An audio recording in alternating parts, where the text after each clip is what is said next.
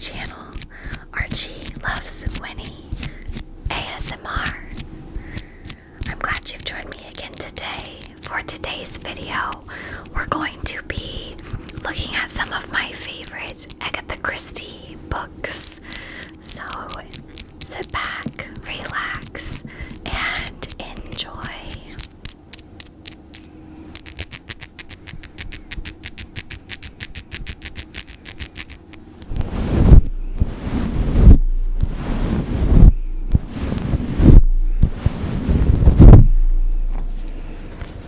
Okay, so the first book I wanted to talk about is called Murder in Mesopotamia.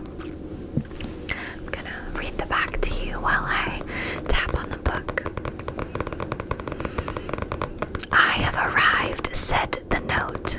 Louise Liedner claimed the writer had followed her halfway around the world and was now coming to kill her. But the others on the dig in Iraq thought the archaeologist's wife was suffering from hysteria until she was found bludgeoned in her bedroom. Local police, baffled by the variety of suspects, each with a motive, call on the assistance of a Belgian detective of some renown who is on his way to Baghdad, Hercule Poirot.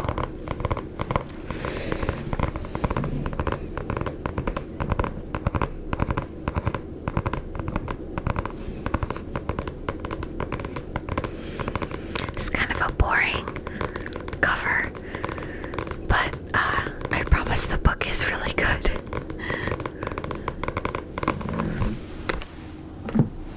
Okay, so the next one I have is called Crooked House, and Amazon Prime actually did a little movie based on this book, and it was really, really good.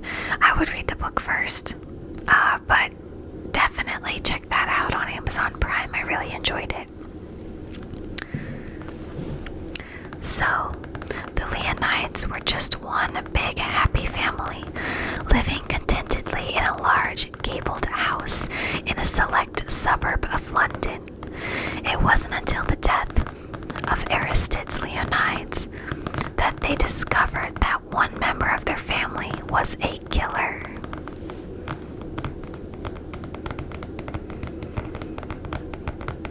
This one really surprised me. I wasn't expecting what happened to happen.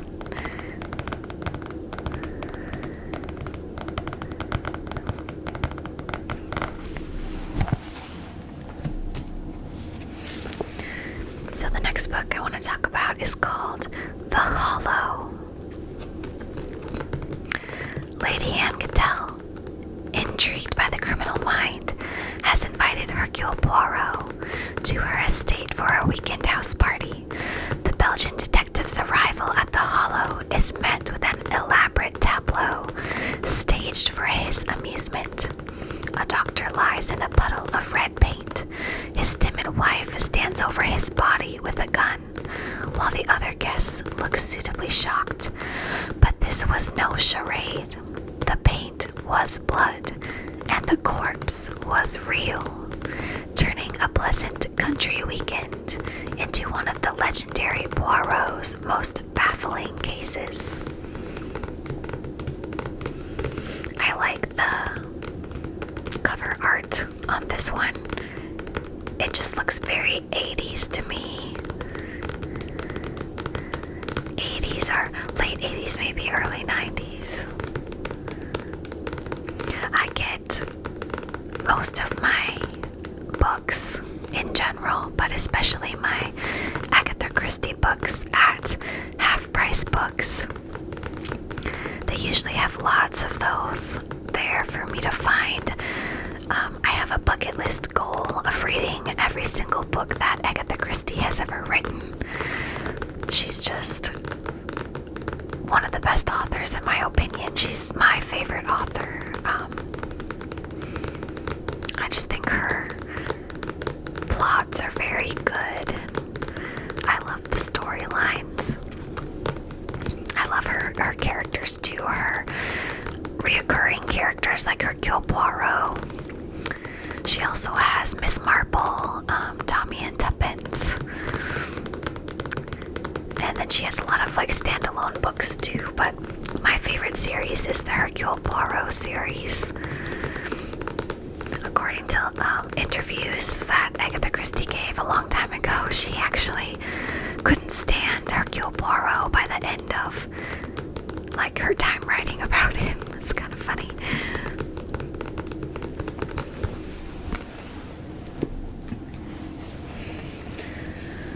So the next book I want to show you is called Peril at End House. 3 near-fatal accidents in 3 days. As Miss Buckley told of her narrow brush with death, Hercule Poirot felt a thrill of fear. Were these accidents or attempted murder?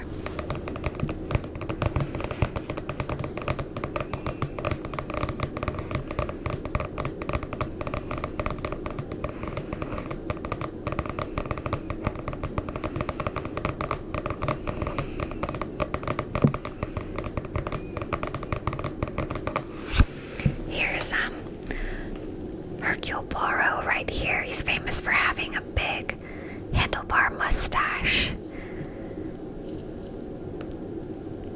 Yeah, he's really cute. I have a whole BBC series of DVDs based on the Hercule Poirot books by Agatha Christie. My husband got me that a couple years ago for my birthday, and I watch it all the time.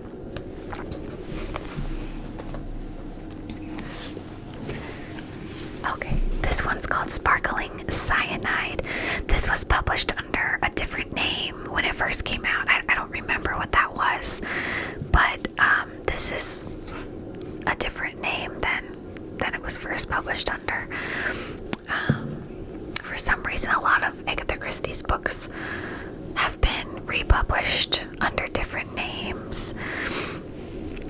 But, so the back says, it's been less than a year since beautiful heiress Rosemary Barton took her own life during a birthday dinner in her honor. Her husband George never believed that his fun-loving wife would commit suicide, especially now that he's received 2 anonymous letters that suggest cold-blooded murder. One implicates even George himself. It's true he long suffered Rosemary's infidelities, but what about her embittered sister who was left out of the family will? Or any one of Rosemary's secret lovers, not to mention their betrayed wives. Not one of them has ever forgotten Rosemary, nor has any one of them ever forgiven her, but only one of them killed her. This one's really, really good. It's been so long since I read it that I think I want to read it again really soon.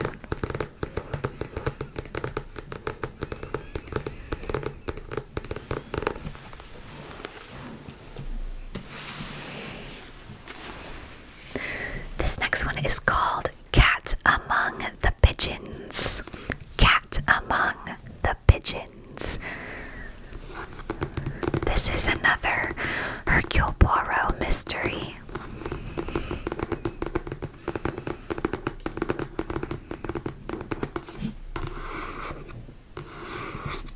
It's got kind of a different texture. It's not totally smooth.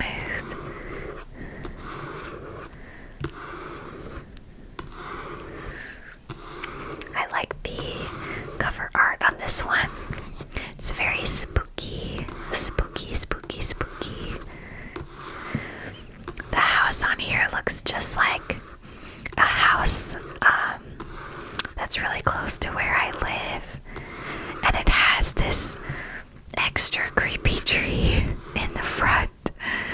It reminds me of the tree from the Sleepy Hollow movie with Johnny Depp that the Headless Horseman rides out of.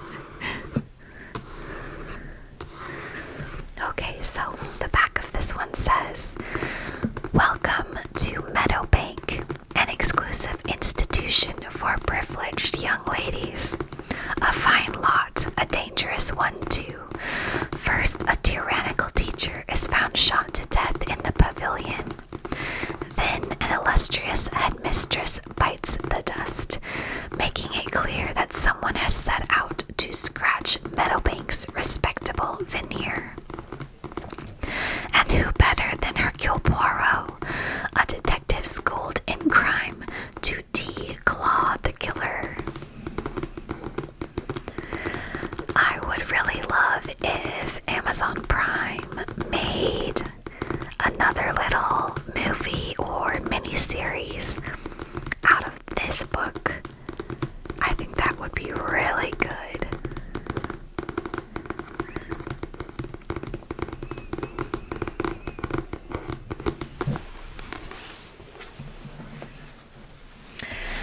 I'm gonna save my favorite one for last, so I'm gonna show you this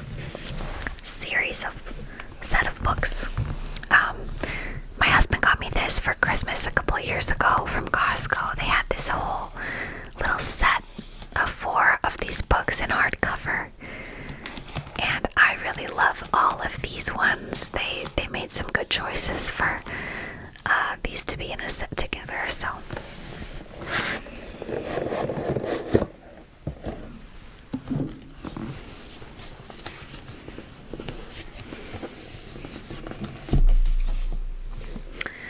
start with the ABC murders. So this one is it's also been made into a movie. I'm not sure if it was on Amazon Prime or something else, but I think it probably was Amazon Prime. Rupert Grint, the person who played Ron Weasley in Harry Potter, is actually a detective in this movie, and I thought he did a really great job. It was weird to watch him like as a different character and as a grown-up, but I thought he did really good.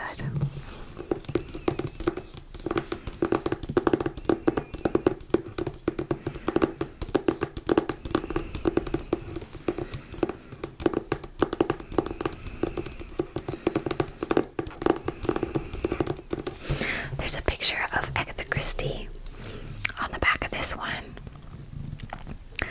She had a really interesting life. I've read a couple books about her life, and I've seen a couple movies about it too. Definitely an interesting lady. So, inside the cover it says, "The idea of the story is as brilliant as its execution. The murderer in this case is evidently a maniac, for he seems bent on working his way through a whole alphabet of victims. Beginning with A, he murders a Mrs. Asher at Andover. Proceeding to B, he strangles Betty Barnard on the beach at Bexhill. For C, he chooses his victim, Sir Carmichael Clark of Churchton. And as a sign of his method, he leaves beside the corpse on each occasion a railway ABC, open at the name of the place where the murder has taken place.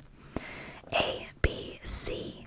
How far through the alphabet will he get? It seemed that nobody would be able to catch him, but he made the mistake, the one mistake that every murderer makes, when out of sheer vanity he challenged Poirot to frustrate his plans." So yeah, that's a pretty great plot line. I never would be able to come up with something like that.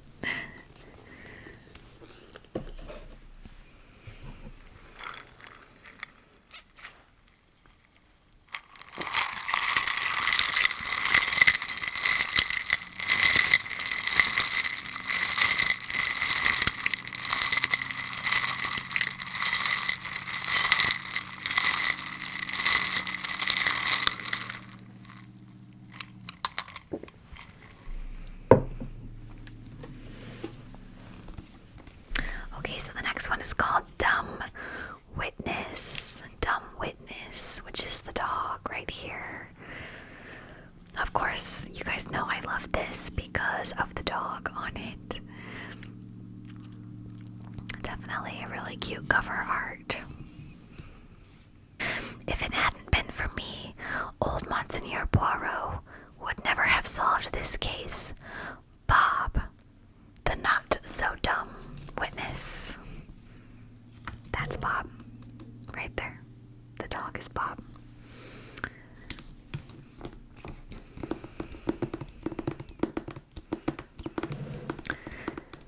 This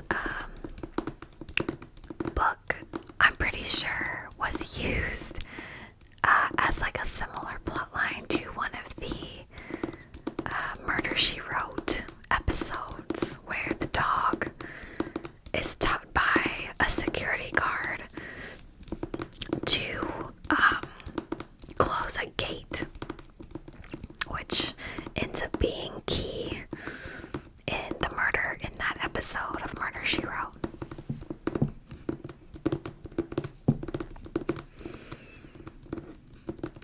For Christmas this year, my husband got me the whole DVD set of all of the seasons of Murder, She Wrote. So I've been working through those too.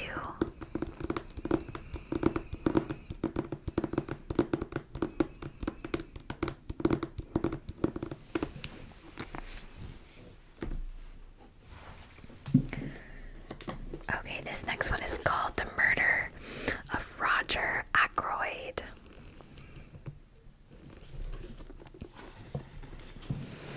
The inside says, Poirot, the hero of the mysterious affair at Styles and other brilliant pieces of detective deduction, comes out of his temporary retirement like a giant refreshed to undertake the investigation of a peculiar, brutal and mysterious murder.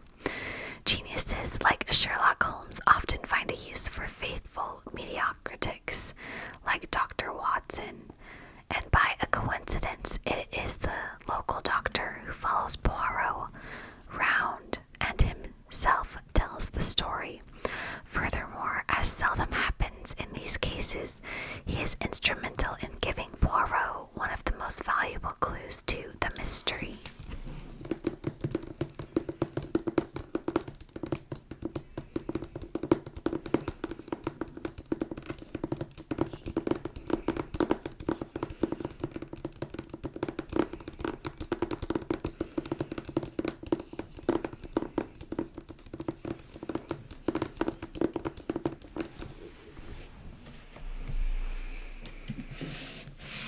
Okay, this next one is called Murder on the Orient Express, and you might have seen this movie come out fairly recently within the last few years.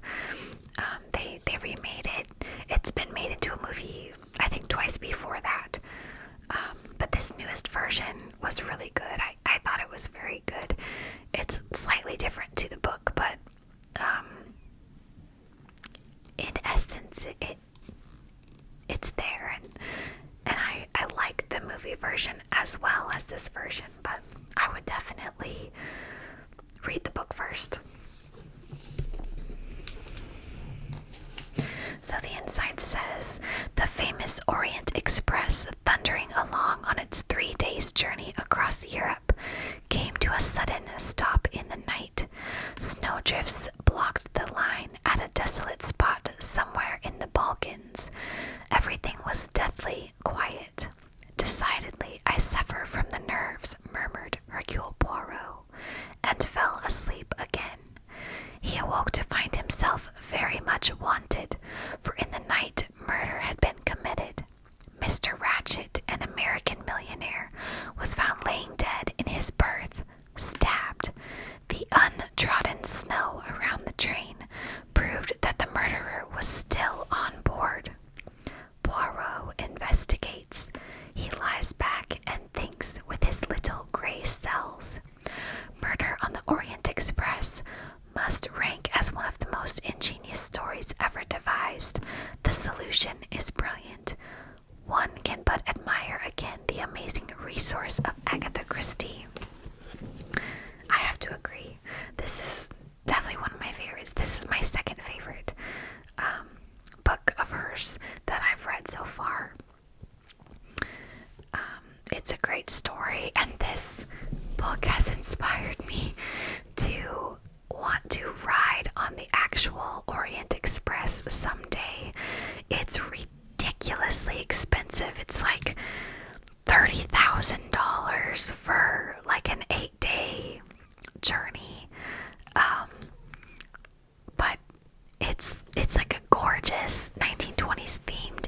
interior. And it'd be really cool. It's definitely like a bucket list kind of trip. I don't know if I'll ever get to actually do that, but it's fun to kind of think about it and fake, like, kind of plan it out. So yeah, I really like the cover art.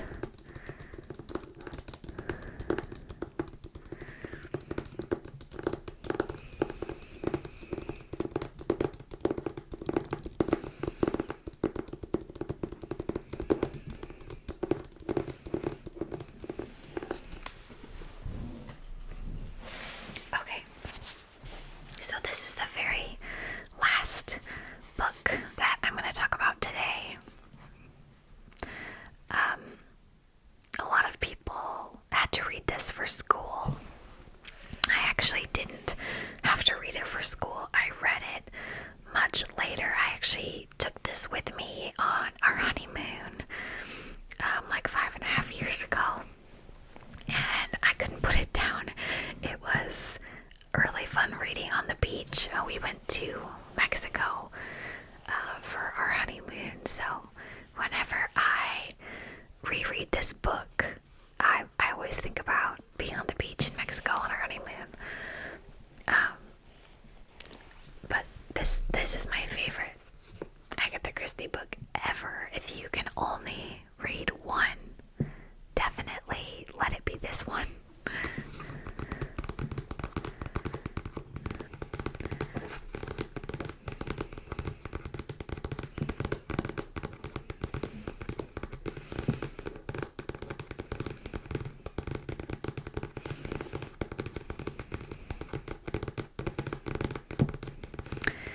Amazon Prime did do a mini series of this one, and it was really, really good. I've watched it multiple times now.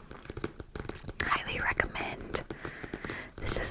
And then there were none, and it was originally published under a different name. I like this name a lot better. This suits it a lot more.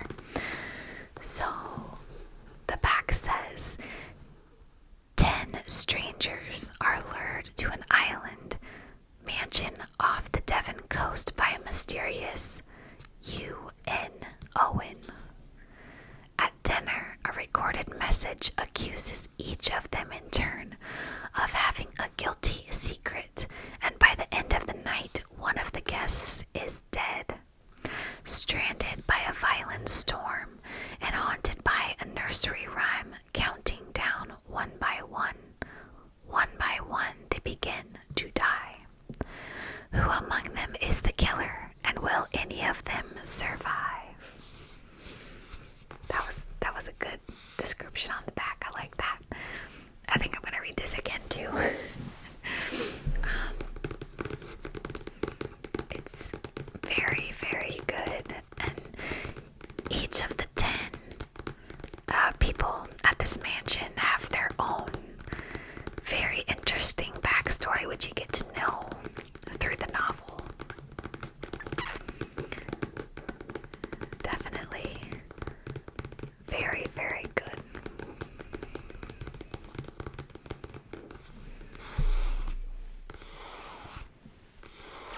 This has that textured